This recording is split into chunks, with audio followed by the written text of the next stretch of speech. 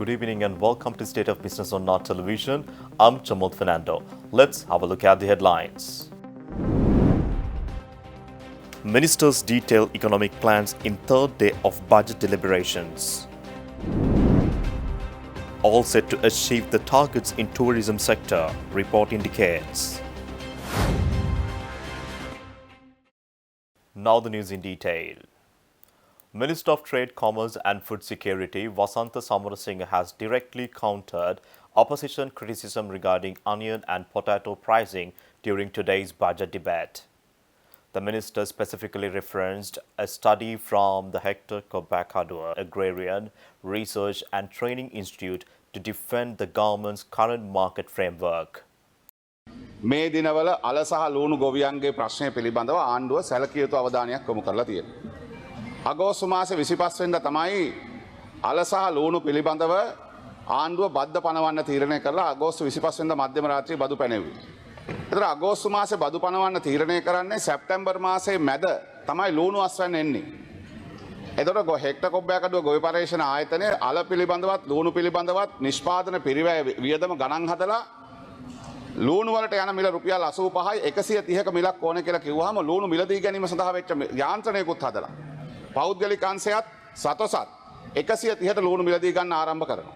ඒ නිසා බද්ද ගහනවා රුපියල් 10 තිබිච්ච බද්ද රුපියල් 50ක් කරනවා. ඒ නිසා ඒ යාන්ත්‍රණයක් සකස් කරලා තමයි මේක තීරණය ක්‍රියාත්මක කරන්න පටන් ගන්නේ.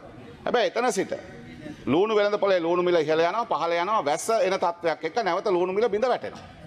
ඒ නිසා ලූණු වෙළඳපොලෙත් අල වෙළඳපොලෙත් ඇති වෙලා තියෙන තත්ත්වය පිළිබඳව මේ මාසේ එකහමාර ඇතුළත රජයක් හැටියට මේක ඉතාම හොඳින් අවධානයට ගත්තා. The Transport Minister has presented a detailed framework for the country's bus transport system during today's budget debate. When questioned about import of 600 new metro buses, the minister outlined comprehensive plans for deploying both new and existing buses to enhance rural connectivity. දැනටමත් ගරු කතානායකතුමනි depot 107න් යම් depot ප්‍රමාණයක් යම් කිසි සාධනීය මට්ටමකට ගොඩනැගීම් තිබෙන ඔවුන් කැඩලා තිබෙන බස් රථ දැනුත් 170 ගණන 73ක් මගේ මතක හැටියට අලුත් වැඩියා කරලා යොදවලා තිබෙනවා. ඒ වගේම ඔය 600 දාලා කරන මුදල් වෙන් කරලා තිබෙනවා. ඒ නිසා අපි බලාපොරොත්තු වෙනවා ලබන අවුරුද්දේ මැයි මාසයට කලින් මේ ඔය රිපෙයාර් වලට දාලා කරන දේවල් අපිට කරගන්න පුළුවන් වෙයි කියලා. නමුත් බස් හදනවා වගේම බස් කැඩෙනවා. ඒවට කළමනාකරණ ගැටලුත් තිබෙනවා.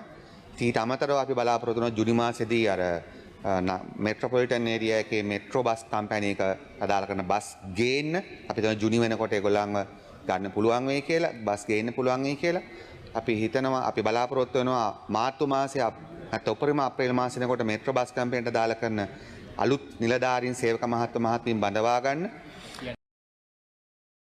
The Minister of Labour has clarified tax policies for small and medium exporters during today's budget debate, addressing concerns about the balance of payments. Dr. Anil Jayantha specifically explained the VAT treatment for raw materials imported for re-export under the 2026 budget framework. The possibility for exporters to take the raw materials or the inputs from importers, it would be a pure situation of just direct importation and re-exportation. So then we need not to talk about any value addition. So it would be a very rare, extreme situation. If you want to promote exportation based on raw materials, of course, that has to come to the country and should be subject to value added processes. Therefore, it would be deemed exporters, indirect exporters. In that regard, those SMEs will get the cash from the exporters. No, so that would be direct, I mean, re-exporting. So if you just import and keep somewhere and re-export, it has nothing to do with this VAT refund system. If it comes inside and the value addition is there, they become deemed exporters or indirect exporters. Then the indirect or direct deemed exporters, that is what deemed exporters can get the cash, the flow from the exporters. In a way, SMEs operating within these businesses will be more benefited because they would be eased out with more cash.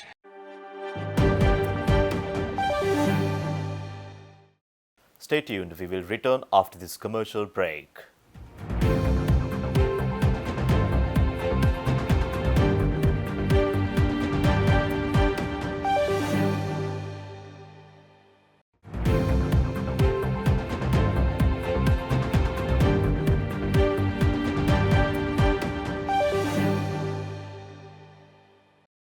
Welcome back.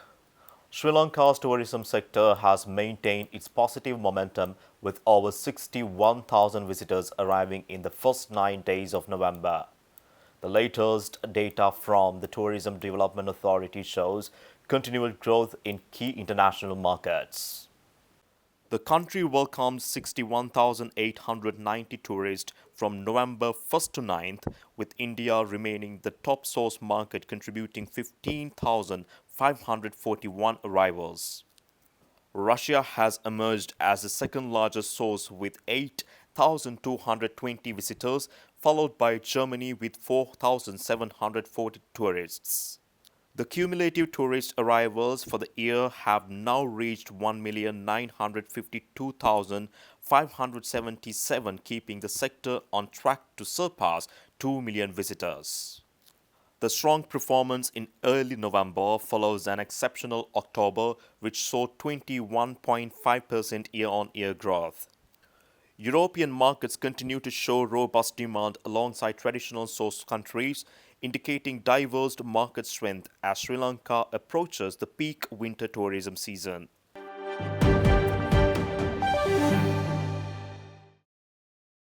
Markspen Group has introduced an advanced German grain cooling device to Sri Lanka's agricultural sector, aiming to significantly reduce post-harvest losses. The Granifier technology was launched at an event featuring international agricultural experts and local industry leaders. The Granifier device, manufactured by German's Frigertech GmbH, represents a major advancement in post-harvest management for Sri Lankan farmers. The technology can immediately cool rice, corn and various spices to below 13 degrees Celsius, preventing spoilage, insect damage and mold growth without chemical pesticides. This innovation addresses Sri Lanka's significant post-harvest losses, which reach up to 20% due to inadequate shortage facilities. The system operates independently of external environmental conditions and uses environmentally friendly refrigerants with low energy consumption. Markspen Group, as the authorized distributor, aims to empower local farmers with this technology to improve efficiency and productivity across agricultural value chain. The Granifier is a device which is controlling the temperature regarding the grain which is stored in the bulk and kept in its best condition. We will introduce this machine today to the audience and we will explain how it's operating and what benefits we can take out of that. Because we protect the grain comprehensively from weevils, from fungus and its own respiration heat.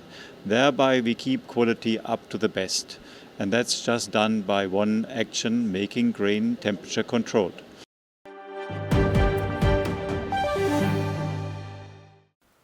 Monash University, Monash College and Universal College Lanka have marked 10 years of partnership that has transformed higher education opportunities for Sri Lankan students.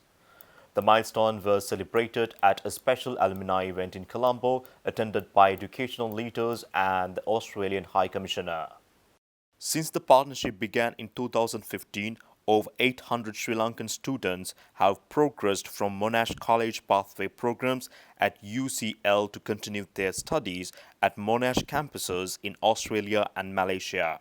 These graduates are now making significant contributions across various sectors including business, education, health and government. The partnership reflects Monash University's global commitment to shaping the next generation of leaders and expanding access to world-class education. Monash maintains partnership with more than 200 universities across 40 nations, with its global alumni network exceeding 500,000 graduates worldwide.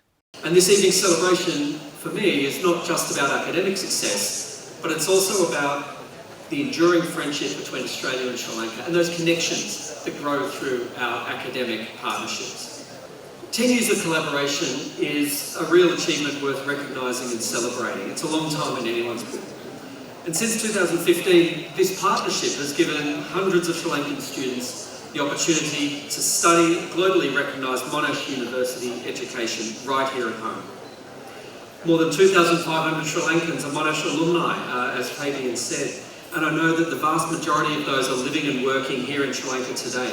And it's you who are contributing to every sector of Sri Lanka's economy and society through the education that you have gained and the way you are attributing your skills back home.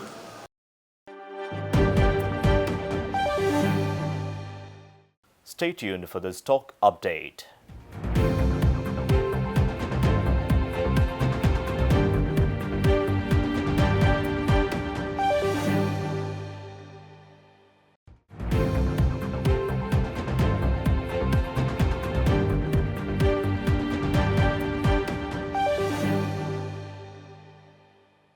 Trading at Colombo Stock Exchange ended on positive notes today. The all-share price index gained by 79.57 to close at 23,582.16. The S&P SL 20 gained by 28.56 to close at 6,528.60. The turnover was over 8.2 billion rupees and over 223 million shares were traded. Up next are Forex rates.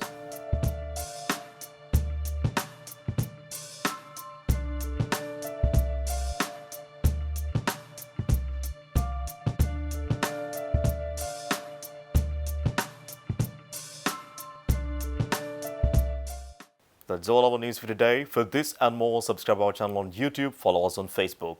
Take care and good night.